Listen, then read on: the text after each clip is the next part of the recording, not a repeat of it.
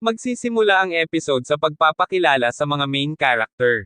Sila ay sina Suzune Inokami, ang presidente ng Student Council.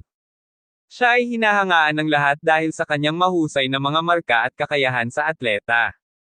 Si Ryusen Kazuki, siya ay kaklase ni Uzoto, at Vice President ng Student Council kasama si Suzune. Kahit na sikat siya sa mga babaeng estudyante, nag-aalala siya sa kawalan niya ng mga kaibigang lalaki. Ang main character na si Ken Uzoto, siya ay isang regular na high schooler na naghahangad ng isang espesyal na bagay. Malakas ang ulan at ang paaralan ay malapit ng magsara, at hindi makauwi si Uzoto, dahil ang kanyang dalang payong ay nakuha ng ibang tao. Dito ay lumapit sa kanya si President Suzune at napansin nito na siya ay walang dalang payong. Inalok niya ito ngunit dumating si Kazuki at inalok niya din ito ng kanyang payong. Sinabi sa kanya ni Suzune na magkakilala pala silang dalawa, at sinabi lang niya na sila ay magkaklase. Habang naglalakad sila ay tinanong siya nito tungkol sa kanyang mga plano sa hinaharap, ngunit wala siyang anumang espesyal na plano na naisagot. Habang sila ay naglalakad pauwi, ay mayroon silang kakaibang ingay na narinig at pagkatapos ay biglang bumukas ang isang gintong portal. Nag-teleport silang tatlo sa ibang lugar, at pagkagising ni Uzoto ay nasa harap na sila ng isang hari. Nagulat sila, ngunit si Suzune ay nakaramdam ng kakaibang pananabik sa lugar na iyon. Hindi makapaniwala ang tatlo sa lugar na ito, at ang hari ay nagpakilala bilang si Haring Lloyd Linger.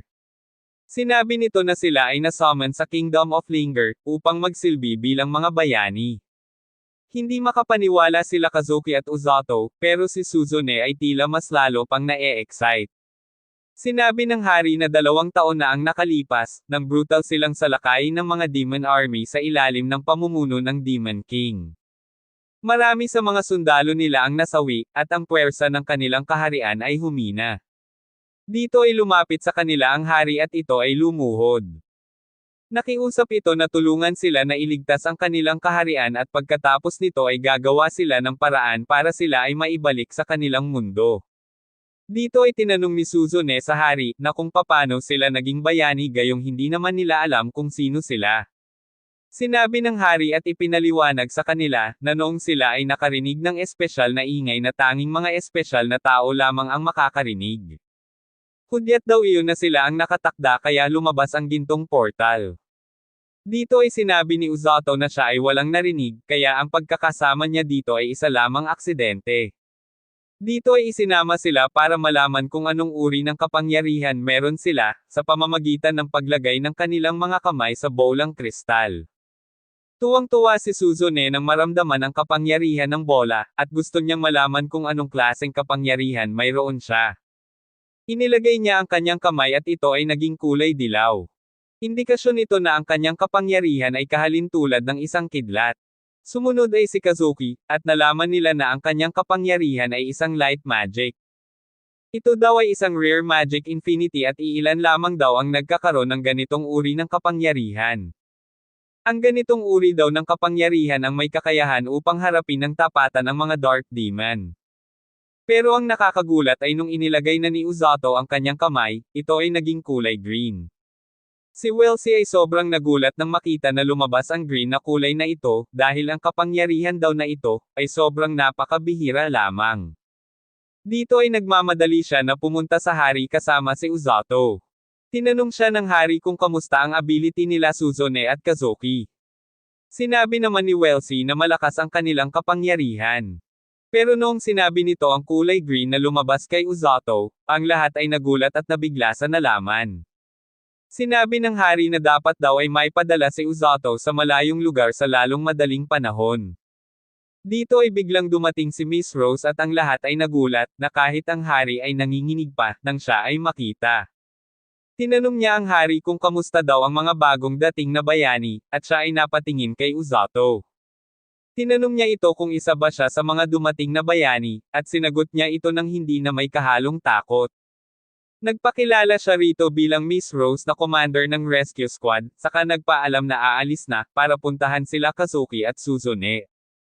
Dito ay tinanong ni Uzoto sa hari kung ano daw ba ang ibig sabihin ng kulay green na lumabas sa kanya, at dito ay biglang napatingin sa kanya si Miss Rose. Inutusan ng hari si Wellesley na ilayo si Uzoto kay Miss Rose, at gamit ang kanyang magic power ay pinalipad niya ito papalayo. Napangiti si Miss Rose at tila ba parang nabuhayan siya nang malaman ang tungkol dito, saka nagmadaling hinabol si Uzoto. Gamit ang kanyang bilis ay madali lamang niya itong nahabol. Sinabi niya sa hari, na mula daw sa araw na ito ay siya na ang magti-training sa kanya. Isinama niya si Uzoto at ipinakilala ang kanyang mga magiging kasama sa rescue squad, at ang mga ito daw ay mababait sabi ni Miss Rose. Kinabukasan ay ginising siya dahil mayroon daw naghahanap sa kanya na dalawang tao, ito ay sila Kazuki at Suzune. Kinamusta nila ito at sinabi na akala daw nila na ito ay dinukot, at sinabi nila kay Uzoto na ngayon na ang umpisa ng kanilang pagti-training. Tumugon naman siya na ngayon na din mag-uumpisa ang mala-impyerno niyang pagti-training. Biglang lumabas si Miss Rose at binigyan siya ng isang journal kung saan dito niya isusulat ang pang-araw-araw na record at kung nagkaroon ba siya ng improvement. Sa pag-uumpisa ng kanilang training, sinabi ni Miss Rose kay Uzoto na ilagay ang kanyang mga kamay sa kanyang dibdib at tinanong kung ano ang kanyang nararamdaman. Ipinaliwanag nito na ito daw ay mana, at kailangan na padaluyin niya lamang ito sa kanyang buong katawan. Dito ay binigyan siya ng isang libro at ipinaliwanag sa kanya kung nasaan ang Linger Kingdom at Demon Land. Sinabi din nito na ang Linger Kingdom ang pinakamalapit at madalas na salakayin ng mga demonyo kaya kailangan nilang maging handa sa anumang oras. Sa pangalawa at pangatlong araw ay wala siyang ginawa kundi tumakbo lamang, at sa pang-apat na araw ay kasama na niyang tumakbo ang ibang kasamahan niya. Hanggang sa panglimang araw, ay wala siyang ginawa kundi tumakbo lamang. Hindi niya lubos na maunawaan kung ano at para saan ba talaga ang training na ito, dahil kung isa siyang manggagamot ay bakit pa daw niya ito ginagawa, sabi niya. Sa pang-anim na araw, dito niya unang nakita ang kanyang ability noong siya ay nadapa, dahil sa sobrang pagod. Nagliwanag ang kanyang kamay at ito ang unang pagkakataon na ginamit niya ito upang mawala ang kanyang pagod na nararamdaman. Sa ikapitong araw ay sinipa siya nito sa kanyang puwetan, at ang kanyang training ay naging medyo hard, hanggang sa ikawalong araw ay madalas siyang sipain sa kanyang puwetan. Pero sa ikasyam na araw nang muli siyang sipain sa kanyang puwetan ay dito niya unang nagamit ang kanyang healing ability upang mawala ang lahat ng sakit na dulot ng pagsipa sa kanya. Sa ikasampung araw ay hindi na siya nakakaramdam ng pagod sa pagtakbo dahil alam na niyang gamutin ang sakit ng kanyang katawan. Sa ikalabing-isang araw habang siya ay nagtitraining ay ipinaliwanag sa kanya ni Miss Rose kung bakit paulit-ulit ang pinapagawa sa kanya na pagtakbo. Ito ay upang palakasin ang kanyang stamina, para mabilis niyang magamot ang mga kasamahang sugatan. Mas mabilis na pagresponde at mas malakas na stamina ay magre-resulta ng mas madami siyang magagamot sa oras ng laban, sabi ni Miss Rose. Ngayon ay mas nauunawaan na niya kung bakit araw-araw siyang pinatatakbo nito. Sa pang-12 at 13 araw, ang training niya ay tumakbo sa umaga at mag-push up pagdating ng hapon. Nadagdagan din ang bigat ng kanyang kasuotan para mas ma-enhance ang kanyang physical na pangangatawan. Isang linggo ang nakalipas, binisita siya ng kanyang mga kaibigan. Nakita nila kung papaano ang training na ginagawa niya at sila ay nagulat dahil parang ibang Uzoto na daw ang kanilang nakikita. Dito ay pinatigil siya ni Commander Sigel, at sinabi ni Miss Rose na kumain muna sila kasama ang kanyang mga kaibigan. Sinabi ni Commander Sigel na sinisira daw nito ang magandang kinabukasan ng batang ito. Sinabi naman ni Miss Rose na ginagawa lamang niya ang kanyang trabaho, dahil si Uzoto daw ang kanyang magiging kanang kamay, at sila ay nagulat. Dito ay tinanong ni Uzoto kung sino ang kanilang kasama. Sinabi niya na siya ay si Princess Celia, at nagulat si Uzoto at humingi ng paumanhin. Hindi daw niya kailangan na maging formal at ayos lang daw na maging natural lamang. Tinanong siya ni Kazuki kung ganun daw ba ang araw-araw na training niya at sinagot siya nito ng oo. Sinabi din niya na noong una ay ayaw niya, pero noong tumagal na at nakilala na niya ang mga kasama niya ay unti-unti na niya itong nagustuhan. Tinanong din niya si Kazuki tungkol sa kanilang training, at sinabi nito na tinuturuan sila kung paano gamitin ng tama ang kanilang magic power, at kung papaano humawak ng espada. Napansin nila na ibang-iba na talaga si Uzoto pati ang kanyang pangangatawan ay malaki na ang pagbabago. Isinama ni Miss Rose si Uzoto sa labas ng kastilyo at dito ay magkakaroon siya ng isang special training. Dito ay ipinaliwanag niya kay Uzoto na ang gubat na ito ay lubhang mapanganib at pinamamahayan ng iba't ibang mababangis na hayop. Kailangan daw niyang hulihin ang Grand Grizzlies at kailangan niyang mag-ingat. Sinabi ni Uzoto na delikado pala, bakit pa niya kailangang hulihin kung maaari daw siyang mamatay. Dahil nairita na si Miss Rose sa pagiging maingay nito, siya ay hinawakan nito at inihagis ng malayo.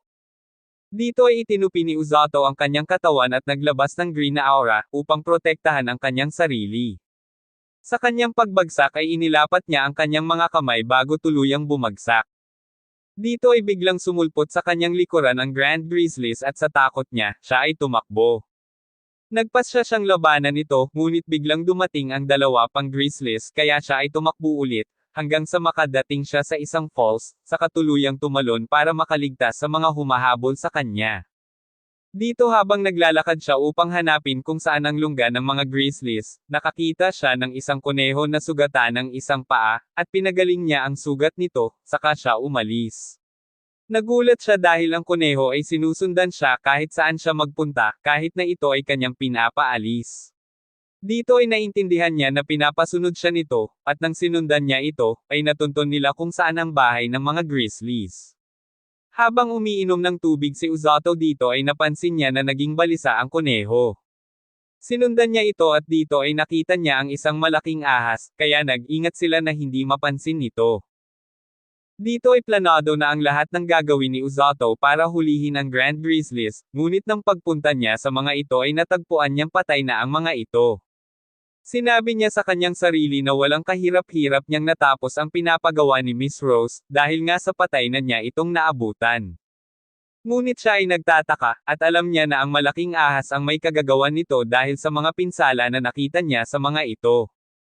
Ngunit sinabi niya na ang pagpatay sa mga ito, ay hindi dahil gusto ng ahas na kainin ang mga ito, kundi talagang pinatay niya ang mga ito para ipakita ang kanyang bangis. Nag-iba ang kanyang desisyon nang makita ang maliit na Grizzlies dahil sa pagkamatay ng kanyang mga magulang at ito ay hindi niya matiis. Buo na ang kanyang pasya saka sinabi niya sa maliit na Grizzlies na ipaghihiganti niya ang pagkamatay ng kanyang mga magulang. Dito ay sinabi niya sa kuneho na kung maari ay dalhin siya nito kung nasaan nagtatago ang malaking ahas, at siya naman ay sinamahan nito. Pagdating sa kinaroroonan ng malaking ahas, nagulat siya nang makita ang maliit na Grizzlies na nakikipaglaban dito. Sinimulan niya ang pagsalakay, at nang kinagat siya nito ay nakailag siya, tsaka niya tinusok ang isang mata nito. Sinalakay niya muli ang malaking ahas, galing sa blind spot nito, ngunit siya ay nakagat nito sa kanyang kamay. Gamit ang kanyang healing magic ay hinayaan lang niya na makagat siya habang ginagamot ito, at habang ibinabaon ang punyal sa lalamunan ng malaking ahas na ito. Nalason siya ng kagat nito, ngunit ito ay kanyang pinagaling lamang at muling sumalakay. Hinampa siya ng buntot nito, ngunit ito ay hinarang ng batang Grizzlies, at tumalon siya at mula sa itaas ay sinuntok niya ito dahilan para ito ay bumagsak. Akala niya ay natalo na niya ang malaking ahas, ngunit ito ay biglang bumangon at nagbabanta na siya ay salakayin ulit. Dahil sa pagod at sa epekto ng lason nito ay hindi na siya agad nakagalaw. Dito ay biglang dumating si Miss Rose at mula sa itaas ay sinipa niya ang malaking ahas na ito, na nagresulta ng agarang pagkamatay nito. Tinanong siya ni Uzoto kung bakit at ano ang ginagawa niya dito. Sinabi lang nito, na dahil ipinaalam lang din sa kanya ng kanyang kaibigan ang kasalukuyang nangyayari sa kanya kaya siya pumunta dito. Ipinaliwanag din niya na ang malaking ahas na ito ay kabilang sa mga demon army na nakatakas, at dito lang pala sa gubat na ito nagtatago. Dito ay sinabi ni Miss Rose kay Uzoto, na maaari niyang isama ang batang Grizzlies dahil sa ito nga ay wala ng mga magulang, at sinabi din sa kanya na siya daw ay nakapasa sa pagsubok. Binanggit din niya na kailangan nilang maghanda sa lalong madaling panahon dahil ang muling pagsalakay ng mga demonyo ay nalalapit na. Dito ay ipinakita ang hari ng mga demonyo habang kausap si Amelia Bergret, ang commander ng ikatlong hukbo ng Demon Army. Pinag-uusapan nila ang kanilang plano tungkol sa nalalapit na pagsalakay nila sa Kingdom of Linger. Sinabi ni Amelia na sa pagkakataon daw na ito, ay hindi na makakaligtas ang kanilang kaharian sa bagong bangis ng mga Demon Army. Sinabi ng kanilang hari na inaasahan niya ang tagumpay sa pagkakataon daw na ito. Dito ay nilapitan ni Dr. Hyrelex si Amelia at tinanong tungkol sa nalalapit na pagsalakay nila. Sinabi din niya na mayroon siyang bagong prototype giant snake at ito daw ay higit na mas malakas kesa sa naunang ginawa niya. Sinabi ni Amelia na ang unang ginawa niya ay tinalo ni Commander Siglis, kaya baka matalo lang din ito ulit. Ngunit higit pa doon, ay dapat din nilang ituring na malaking banta ang mga rescue squad na pinamumunuan ni Miss Rose. Mas itinuturing pa niya ito bilang mas malaking banta, dahil sa labanan daw ay mas higit na napapaliit ang bilang ng mga namamatay sa panig nila kumpara sa hanay nila. Dito ay sinabi niya bilang paghahanda sa mga ito, ipinakilala niya ang kanyang mandirigma na si Black Knight, at isa siya sa mga haharap sa kanilang hanay. Habang pinapakain niya ang kanyang alaga na grizzlies, ito ay kanyang pinangalanan na Blue Rain. Narinig ito ni Miss Rose at tinanong kung bakit iyon ang naisip niya na ipangalan dito. Sinabi lang niya na para sa kanya ito daw ang nababagay dahil sa kulay nito. Ipinaalam din sa kanya ni Miss Rose na alam na ng buong kaharian na mayroon ka ng kasama sa pag-training at iyon ay si Blue Rain. Sinabi din niya kay Blue Rain na dapat itong magpakabait dahil kung hindi ay mayroon daw itong paglalagyan, aniya. Dito ay sinabi ni Miss Rose na bilang karagdagan sa kanyang training, bukod sa pagdagdag ng mga pabigat sa kanyang katawan ay dapat lagi niyang dalhin si Blue Rain. Isipin daw niya na si Blue Rain ay isang sugatang mandirigma na kailangan niyang gamutin. Bilang karagdagan sa kanyang training siya ay sinasalakay ng kanyang mga kasama. Sinabi nila na sa tunay na labanan ay kahit na may ginagamot siya o may dala siyang sugatan, malaki pa din ang posibilidad na siya ay salakayin ng mga Demon Army. Dito ay pinagtitinginan siya ng mga tao sa kastilyo habang siya ay tumatakbo na dala si Blue Rain, at iniisip niya na sila ay matatakot dito, ngunit hindi ganun ang nakikita niya sa reaksyon ng mga tao. Tinanong niya sa matanda kung bakit hindi sila natatakot gayong ang dala niya ay isang mabangis na hayop. Sinabi ng matanda na pamilyar sila sa uniforme niya na bilang rescue team kaya hindi daw sila nangangamba. Dito ay nakilala niya ang isa ding miyembro ng rescue team na si Orga. Sinabi niya na sila ay nakatalaga bilang manggagamot ng buong Linger Kingdom. Sinabi ni Uzoto na siya ay itinalaga ni Miss Rose bilang vanguard kasama niya at ng mga pangunahing hukbo ng kastilyo. Nagulat si Orga at sinabi kay Uzoto na sila ay kasama din sa mga labanan pero doon lang sila naka-assign sa likuran. Sinabi din nito na wag siyang magalit kay Miss Rose kung masyado itong mahigpit dahil ganun lang daw talaga ito. Tumugon naman ito na huwag siyang mag-alala dahil nasasanay naman na daw siya sa pamamaraan ni Miss Rose. Nagpaalam na si Uzoto sa kanya at sinabi niya sa kanyang isip na sa wakas ay nahanap na din niya ang kanyang hinahanap. Dito ay ipinakita si Kazuki na kasama si Commander Sigel habang naglalakad sa labas ng kaharian. Pinag-uusapan nila ang tungkol sa nalalapit na pagsalakay ng mga demon soldier, nagbigla silang salakay ng mga asong lobo. Sa eksenang ito ay kinausap ni Miss Rose si Uzoto tungkol sa kanyang training. Dito ay sinabi niya na noong nasa gubat daw siya at nasaksihan ang pagkamatay ng mga magulang ni Blue Rain ay labis daw siyang nalungkot dito. At nang sinabi ni Miss Rose sa kanya noong oras na iyon na bilang mga vanguard ng rescue team, sila ang magiging pangunahing hanay kasama ang mga mandirigma ng Linger. Sinabi ni Uzoto na sobra ang takot niya at ayaw niya talaga, at halos gusto niyang takasan ito. Pero ngayon daw ay iba na ang kanyang pananaw, at bilang parte ng Vanguard Rescue Team ay gagawin niya ang lahat para protektahan ang kanyang mga kaibigan at ang lahat sa abot ng kanyang makakaya. Dito ay nilapitan siya ni Miss Rose at humanga sa kanyang mga sinabi. Sinabi din nito na ito mismo ang eksaktong prinsipyo bilang isang miyembro ng rescue team, ang mapanatiling buhay ang mga mandirigma sa abot ng kanilang makakaya.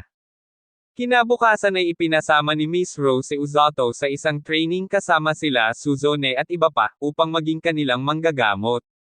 Dito ay sinabi ni Miss Rose na 3 araw ang kanilang magiging training, at kailangan kasama pa din niya si Blue Rain bilang parte ng kanyang pagsasanay. Habang sila ay naglalakad ay tinambangan sila ng mga bandits ng kagubatan. Sinabi ng mga ito na wag na sila magtangka na lumaban dahil higit na mas madami daw sila, sabi ng kanilang pinuno. Dito ay nakita nila si Blue Rain at bahagya silang natakot pero sinabi ng mga ito na ito ay isang batang grizzlies lamang. Sumalakay ang mga ito, ngunit sila ay ginantihan ni Suzune sa pamamagitan ng kuryente. Nagulat ang mga bandido, ngunit buo ang kanilang loob kaya sila ay sumalakay ng sabay-sabay. Sa kasamaang palad tulad ng nauna lahat sila ay nakaranas ng kung papaano makuryente, habang si Uzoto naman ay tuwang-tuwa sa kapangyarihan ni Suzune. Sinabi nito na wag siya mahiya na kuryentihin sila, kasi gagamutin naman daw niya ang mga ito. Dito ay biglang sumulpot ang madaming baboy damo galing sa bundok patungo sa kanilang direksyon. Patungo sa direksyon ni Suzune ay hinarang ni Uzoto ang baboy na papadating at sila ay tinamaan. Nahiwalay sila sa kanilang mga kasamahan, at gamit ang kanyang healing magic ay pinrotektahan niya si Suzune, habang sila ay bumagsak sa mga puno patungo sa direksyon ng ilog. Naalala niya na ang ilog na ito, ay yung minsang pinagbagsakan din niya noong hinabol siya ng mga grizzlies. Sinabi niya na dito siya minsang inihagis ni Miss Rose noong minsang nang training siya para hulihin ang Grand Grizzlies. Sinabi din niya dito, na wala silang kahit na anong nailigtas na kahit pagkain man lang. Para makakuha ng makakain, dito ay ginamit ni Suzune ang magic power na kidlat upang makahuli ng mga isda. Hindi na din nila naging problema ang apoy na gagamitin para ito ay lutuin, dahil ang kuryente niya ay kaya ding makagawa ng apoy. Dito ay nagkaroon sila ng seryosong pag-uusap tungkol sa pag-summon sa kanila dito. Sinabi ni Suzune na ayaw na niyang bumalik sa dati nilang mundo dahil dito lang daw niya naramdaman kung paano maging isang malaya. Sinabi din ni Uzoto na halos parehas lang daw sila ng nararamdaman tungkol sa lugar na ito. Nagkasundo silang dalawa na poprotektahan nila ang Linger Kingdom sa abot ng kanilang makakaya. Kinabukasan habang sila ay naglalakad, bigla silang napahinto dahil akala nila na mayroong bandido o mabangis na hayop silang makakalaban. Nagulat sila nang makita si Blurin kasama si Ark. Sinundan niya si Blurin dahil sa palagay niya alam nito kung nasaan ang iyong amoy, kaya nahanap namin kayo agad dahil kay Blurin, sabi ni Ark. Dito ay nakita ni Blurin ang kanilang dating tahanan at ipinaliwanag ni Uzoto sa kanila, kung ano ang sinapit ng mga magulang nito sa kamay ng malaking ahas. Sa kaharian ay nagpasalamat si Haring Linger dahil sila ay ligtas na nakabalik. Dito ay tinanong niya si Uzoto kung kamusta naman daw ang kanyang mga training bilang isang rescue squad. Hindi agad siya nakasagot dahil hindi niya alam kung ano ang sasabihin niya. Sinabi na lang niya na maayos at magaan lang daw ang kanyang pagtitraining sa pangangalaga ni Miss Rose. Sa kaharian ay pinag-usapan ng hari, ni Commander Siglis at Miss Rose tungkol sa insidente na naganap. Sinabi ng hari sa kanila na bago daw sila harangin ng mga bandido ay may nakita daw sila na kakaibang mga halimaw sa kagubatan. Sinabi din ng hari na ang pagbaba ng mga baboy mula sa kagubatan ay nakakapagtaka din. Sinabi din nito na gumagawa na ng mga pagkilos ang mga Demon Army, at iyon daw ang dapat nilang bantayan. Inutusan niya si Commander Tiglis na maging handa sa anumang oras, at mula sa mga oras na ito ay doblehin ang pagbabantay sa mga hangganan ng kaharian. Dito ay kinausap niya si Miss Rose at ito ay humingi ng request sa kanya para sa isang mission. Dito ay naintindihan agad niya kung ano ang gusto ipagawa sa kanya ng mahal na hari. Nais nito na puntahan niya ang gubat at tignan kung meron man, ang mga pagkilos na ginagawa ng mga Demon Army. Dahil sa buong kaharian, siya lamang daw ang may pinakamabilis na pagkilos, kaya siya lamang ang may kakayahan para sa mission na ito. Bukod pa dito, lumapit sa kanya ang hari at siya ay inalok muli, kung gusto ba daw niya ulit bumalik bilang isang batalyon commander ng kaharian. Tinanggihan niya ito at sinabi sa hari na hanggang sa ngayon ay nagigilty pa din siya sa mga nangyari. Kung saan namatay ang lahat ng kanyang kasamahan dahil wala man lang sila kasamang manggagamot noong mga panahon na iyon. Ang sugat daw sa kanyang mga mata ang palaging magpapaalaala sa kanya, sa mga nangyaring iyon habang buhay. At kaya daw niya itinatag ang rescue squad, hindi upang makipaglaban kundi para mag-focus sa pagsagip ng mga buhay. Sinabi ng hari sa kanya, na 2 taon na ang nakalipas nang lusubin sila ng mga Demon Army, ang mga rescue squad ang naging susi sa tagumpay ng digmaang iyo. Tinanong niya ito kung hindi pa din ba niya nakakamtan ang kanyang layunin. Sinabi nito na hindi pa, hanggat hindi pa niya nakikita ang manggagamot na hindi namamatay. Imposible daw iyon sabi ng hari, ngunit sinabi nito na ang ibig niyang sabihin ay hindi namamatay ang prinsipyo. Gamit ang healing power, tibay ng isip, determinasyon at prinsipyo ay mahihigitan pa nito ang limitasyon bilang isang healer, at ang lahat daw ng iyon ay nakita niya sa katauhan ni Uzoto, aniya. Nagpaalam na siya sa hari at sinabi na uumpisahan na niya ang pag-scout sa kagubatan. Sa eksenang ito ay busy ang mga Demon Army sa paggawa ng tulay na kanilang dadaanan sa kanilang pagsalakay. Ipinakita dito si Amelia na nagko-command sa mga Demon Army at sinabi na kailangan nila itong matapos sa lalong madaling panahon. Dito ay kinausap siya ni Black Knight at sinabi na nakakainis daw ang pagiging masigasig nito. Sinabihan siya ni Amelia na matuto siyang gumalang sa mas nakakataas sa kanya. Umalis si Black Knight at sabihan na lang daw siya kapag natapos na ang tulay.